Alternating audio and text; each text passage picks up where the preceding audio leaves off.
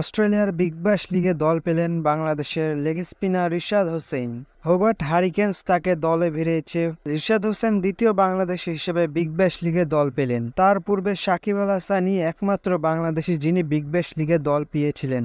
আজকে অস্ট্রেলিয়া অনুষ্ঠিত হয় বিগ ব্যাশ লিগের ড্রাফট। সেখানে 9 জন বাংলাদেশি নাম দিলেও শুধুমাত্র রিশাদ হোসেনই দল পেয়েছেন। 6 থেকে 9টি ম্যাচের জন্য রিশাদ হোসেনকে দলে নিয়েছে হোবার্ট হারিকেন্স। মূলত সেই সময় বাংলাদেশের ওয়েস্ট ইন্ডিজ সফর থেকে রিশাদ হোসেন পুরো সিজনের জন্য খেলতে পারবেন না। গত জুনে রিশাদ হোসেন বিশ্বকাপে পারফর্ম করে দুনিয়াকে তাক লাগিয়ে দেন। তার লেগ স্পিন জাদুতে পুরো কাঁপিয়ে যায় বিশ্ব। এই বিশ্বকাপে রিশাদ হোসেন বাংলাদেশের সর্বোচ্চ উইকেট শিকারী হন এবং এক আসরের সর্বোচ্চ উইকেটের মালিকও তিনিই হন।